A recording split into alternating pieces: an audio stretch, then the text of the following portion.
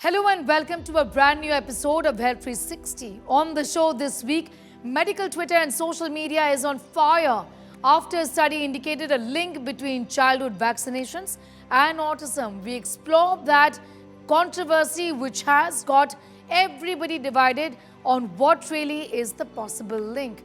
Also on the show, an India Today magazine special. Back pain today is a huge health problem in the country, assuming epidemic proportions. Also, a special conversation with celebrity dietitian Richa Gangani on her viral 21-day anti-inflammatory concoction and a challenge that promises to reduce fat in 21 days. That and much more up ahead on Health 360. I'm Sneha Mordani.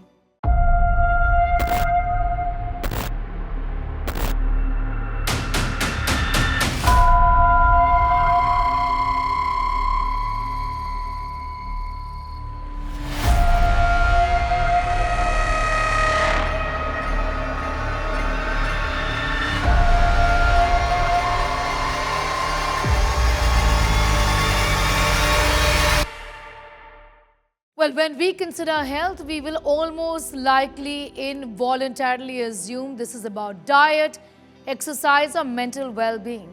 Well, there is something that one would least likely involuntarily assume but is actually the most necessary, and that is our spine health. The spine is not only the structural support that enables us to walk, it is the body's pillar of support and the central line of communication between the brain and the body. This is an India Today magazine special. Take a look at this report.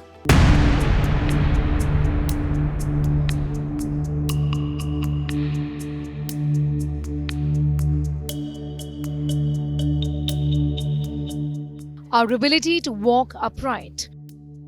A defining trait of being human has come at a cost. As humans evolved from moving on 4 limbs to 2, the spine curved into an S shape,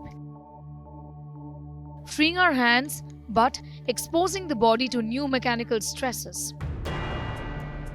This evolutionary trade-off made the spine biologically vulnerable to wear and tear with age.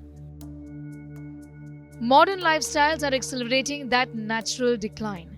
While spinal trauma can occur anywhere from the neck down to the tailbone, it is the lower back that remains the most common trouble spot.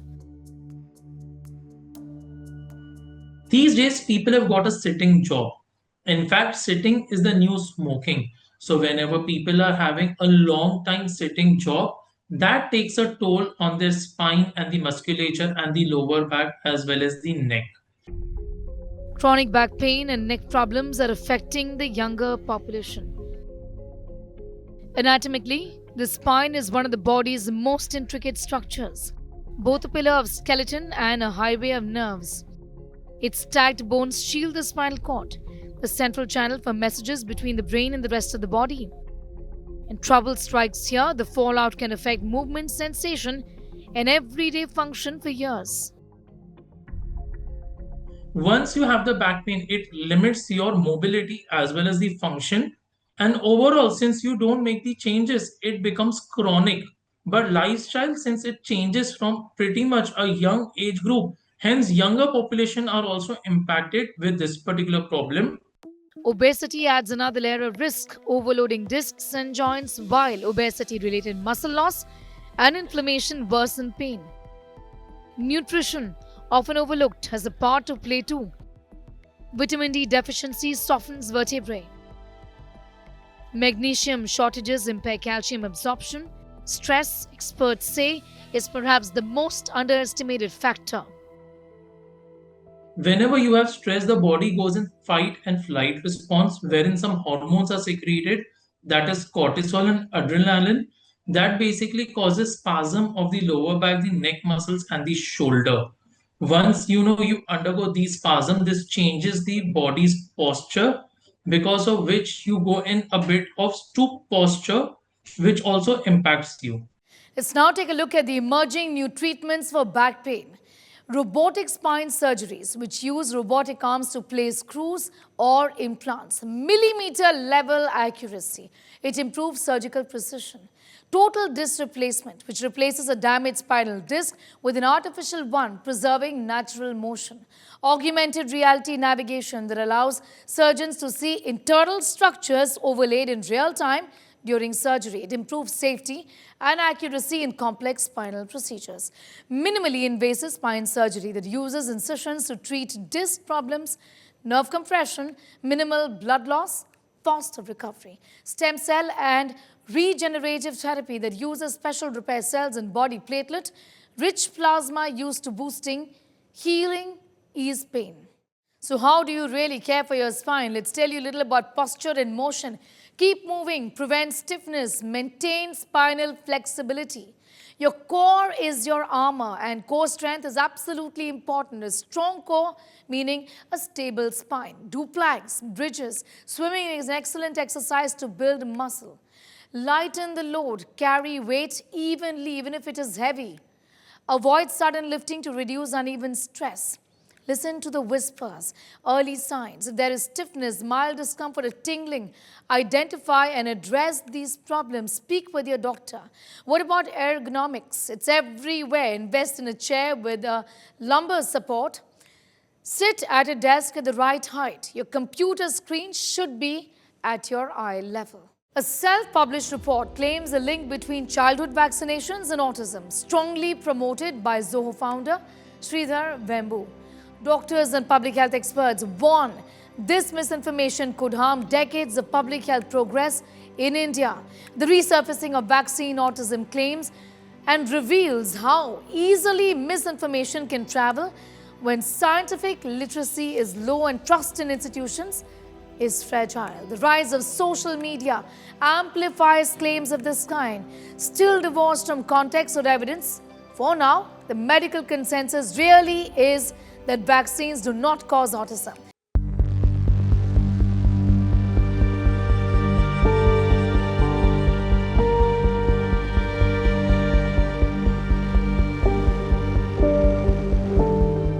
It is a question that has been raised time and again, and one that has divided opinions like no other. Are vaccines behind autism? A new study done by the McCullough Foundation has linked vaccination to autism, saying that it is the dominant risk factor for autism spectrum disorder. It says autism's rise is multifactorial, but vaccination is the most significant, preventable driver. Doctors have argued that those who are behind this study are known as anti-vaxxers. Well, one of the authors of the study, Andrew Wakefield, was in fact behind the 1998 study that drew a link between MMR vaccine and autism and was published in the journal Lancet at that point in time. It all started years ago with this paper that was first published, like I mentioned, in the Lancet, that indicated a link between MMR vaccines and autism. But it was deeply flawed. The story was later on retracted in the year 2010. The largest study ever on this, which is actually a Danish study, found no association between childhood vaccines and 50 different health conditions. This includes autism, asthma, and autoimmune diseases, is what doctors have been pointing at. Also saying, most importantly, that this new study has not even been peer-reviewed. Back home in India, Zoho founder Sridhar Vembu, whose child is autistic, supported this study, inviting backlash on social media. This report is not a peer-reviewed study that's published in any reputed journal. It is just a report of a foundation that is well known for its anti-vaccine stance. Unfortunately, people without a background of healthcare training and statistics are easily fooled by such reports. I don't think there is an association between autism and vaccine. Besides, these studies are very few in number. So some studies have 10 to 12 subjects, and you can't extrapolate that kind of a data to the general population. According to recent estimates by the World Health Organization and partners, global immunization efforts have saved around 154 million lives over the past 50 years. This estimate covers vaccination against 14 diseases such as measles, polio, tuberculosis, hepatitis from around 1974 to 2024. Of the 154 million lives saved, over 100 million were infants, which is children under the age of 1 in that time span. Vaccinations currently prevent an estimated 3.5 to 5 million deaths per year from diseases like diphtheria, tetanus, pertussis, influenza, measles. In 2024, Gavi supported vaccines saved a record-breaking 1.7 million lives, which is 4 lakh more than the year 2023. There's a strong genetic component which is the cause for autism. It's a neurodevelopmental disorder. Perinatal factors, postnatal factors, the environmental toxins that the mother is exposed to. I feel we should be very careful when we go publicly and share vaccines and autism as a cause and a correlation. A 2018 review in Cellular and Molecular Life Sciences says, and I quote, epidemiological studies demonstrate no evidence for vaccination posing an autism risk. Autism is strongly heritable. It's genetics. It's a major driver of risk. The only concerns are, of course, regarding a reporting mechanism on vaccine side effects and conflict of interest as far as pharmaceutical companies supporting pro-vaccine studies are concerned. Healthcare industry needs to resolve a lot of conflict of interest that has come up over the years. Not many know that 70% of clinical trials of not just vaccines but all pharma products are actually funded by the pharma companies. This makes people question the trial outcomes. In 100 children worldwide have autism spectrum disorder, and its prevalence rate has been rising by about 0.07% per year globally. This controversial new study, though not peer-reviewed, has again opened up a Pandora's box on what really is the reason behind rising cases of autism across the world. All right, there's a fair amount of chatter nowadays around inflammation, and viral anti-inflammatory diets have got all of us wondering if these viral hacks work or not. Now, one such diet is the anti-inflammatory diet, as suggested and tried by dietitian Richa Gangani. She is now joining us. Richa, thank you so much for your time. We've seen your personal journey as well. Richa, you did say that you yourself have lost about 7 kilograms in 21 days, 3 inches. You look great. Tell us, how did you achieve this, Richa? So I followed a very simple, easy anti-inflammatory diet consisting intermittent fasting methods.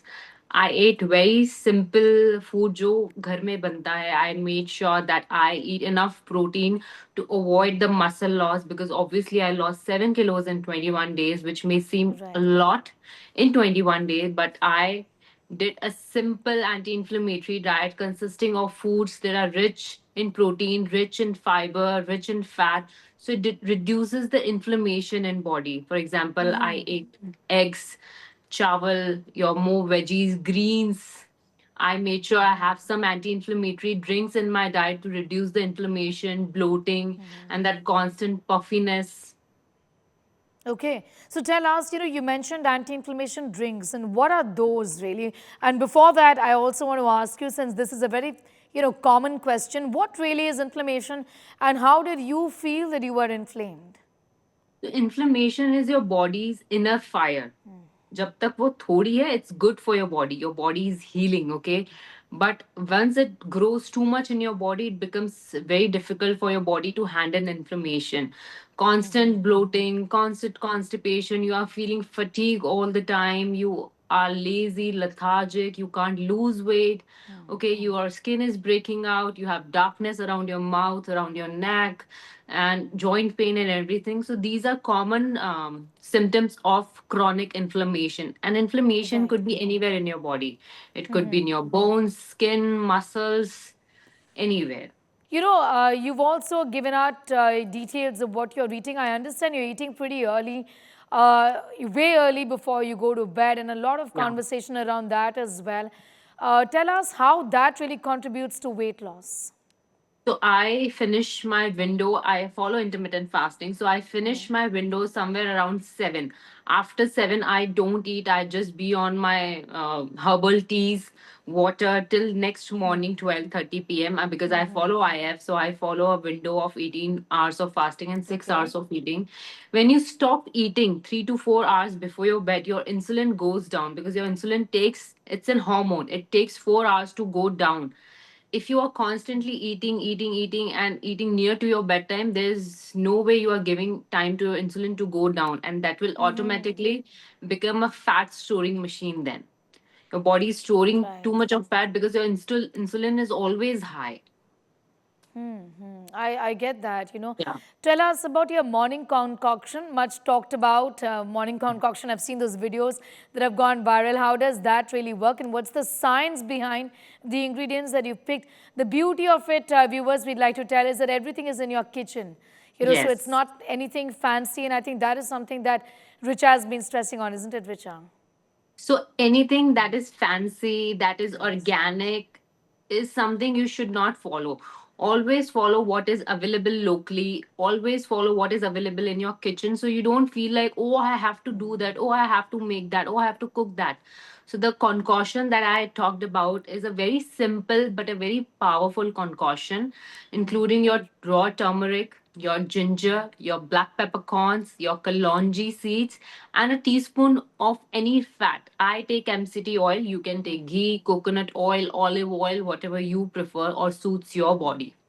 So I start taking this concoction every single morning. I am taking this from last, I don't even remember how many months. It's like a routine how I start my day. Because if you don't start your day right, I am sure you don't do right things throughout the day. Right. All right. All right. I'm going to thank you, Richa, for joining in and sharing your thoughts with us on that. Thank Thank you you. so much. Menopause is associated with women above the age of 55 to 60. This is now being seen in women as young as 45, even lesser sometimes. What really is going on here? Why are women, and particularly Indian women, more prone to early menopause? What are the challenges during this phase? Here's more. Environmental toxins and obesity, stress, poor sleep. These are factors responsible for fueling a wave of an increasing number of women hitting early menopause in India. Indian women are hitting menopause at the age of 46, at least several years before women outside of India do. But why? See, there are various reasons for hitting the menopause early. First of all, the kind of food, the lifestyle, what we are following, and also it depends upon the genetics. Suppose if your mother has hit the menopause early, then you will also hit the menopause early. Also, the kind of lifestyle we are following, the kind of diet we are taking, smoking, alcohol, all these factors lead to early exhaustion of the oocytes and hence early menopause.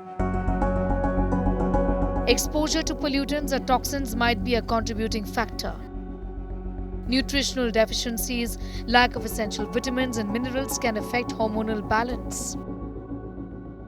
See, pollution is affecting our entire body in various ways. Why pollution is affecting everything is because it is causing oxidization of all the cells in the body. What it is causing is it is causing a early exhaustion of the oocytes and hence early menopause. Why early exhaustion of oocytes? Because it is causing early aging. The aging of the all the tissues in our body is happening at a faster rate because of the pollution. Menopause increases the risk of osteoporosis, heart disease, thyroid imbalance, and depression. The decline in estrogen levels in the body affects not just a woman's reproductive health, but also her bones, her metabolism, and the cardiovascular system. Hormonal changes during menopause can trigger mood swings, irritability, anxiety, and even depression. It's not just physical, it's an emotional transition as well. All these hormonal shifts that are happening, that is menarche is happening at an early age, menopause is happening at an early age, so there is a drastic shift that is happening, and there is a drastic shift that is happening because of the hormonal changes. So how do we take care of it? The most important thing is the lifestyle. Suppose you feel that you are attaining menopause, or like there is a gap of periods, there are no periods for 3 months, 4 months, 6 months. In all these scenarios where you feel that there is some hormonal shift that is happening in your body, you should get your hormonal profile done. Menopause remains a taboo. In India, it's rarely talked about. Many women still associate it with the end of womanhood, leading to silence and stigma. This lack of discussion prevents timely care. Awareness about perimenopause is also very low in India.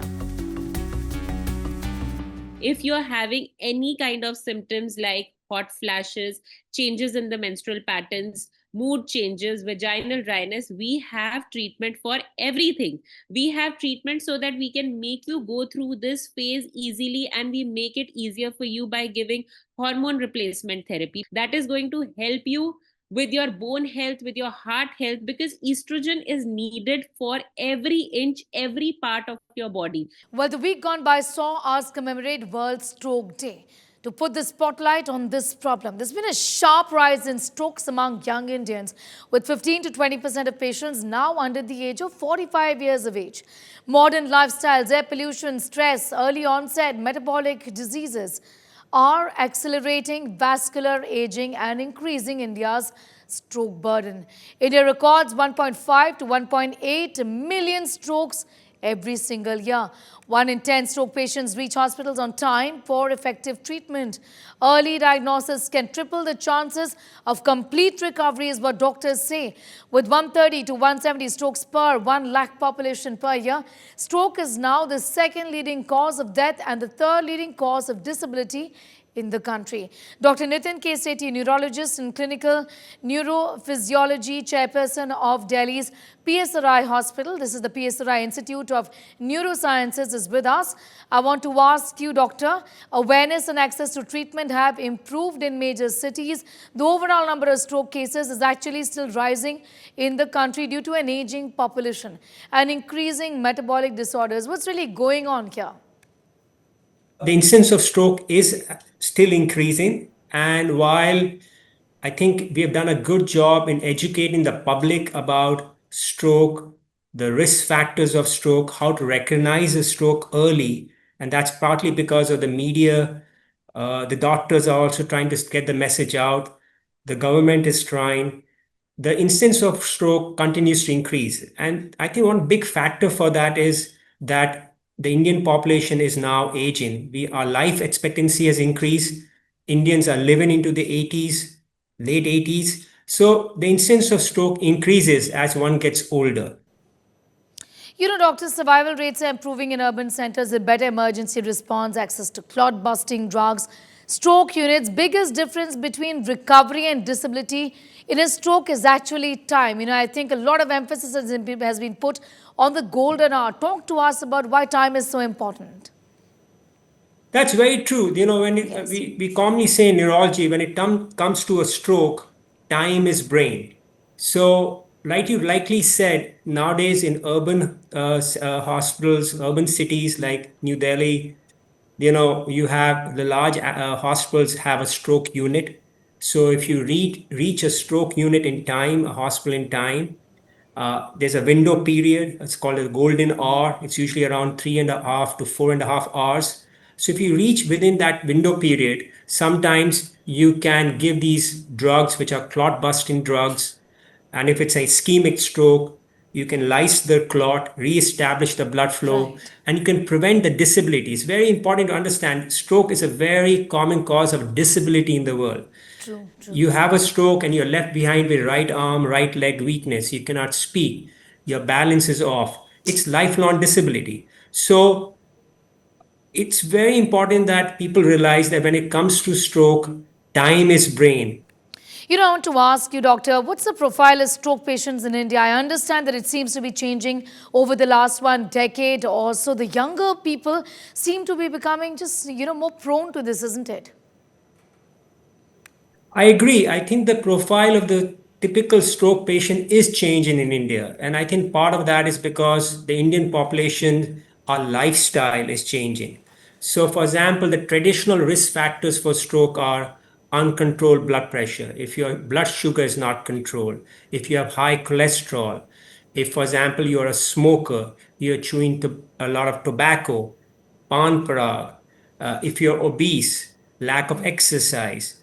What is happening now is that while these factors still are the major risk factors for stroke, Yes. one thing which has changed is lifestyle. Our diet has changed. It's become very westernized diet. Our stress levels have gone up a lot. In the Indian population now, I feel young people, especially who are in the corporate setup, they are working under tremendous stress, late nights. Alcohol consumption has increased. Smoking has increased. I see a lot of young women smoking, which was not so common earlier on. So, as lifestyles are changing, social acceptability of like social drinking, Yes. smoking, I think those are a couple of the factors which are really leading to like a stroke epidemic in the Indian population. I'm going to thank you, Doctor, for speaking with us and putting the spotlight on this important issue. It's become common. Younger people are getting affected, and a lot of that has got to do with their lifestyle. So you have all the information that you have to know, that you need to know on strokes and how to prevent them. Thanking you, Doctor. Well, that brings us to the end of this edition of Health 360. We hope you enjoyed watching the show as much as we did, putting it together for you. You can see these reports and much more up on our website, that's indiatoday.in. You can download the app as well. Twitter, X, Facebook, Instagram and YouTube. That's where all of these reports go into as well. Our hashtag is Health360, Health360 Plus. Do not forget to like, subscribe and share.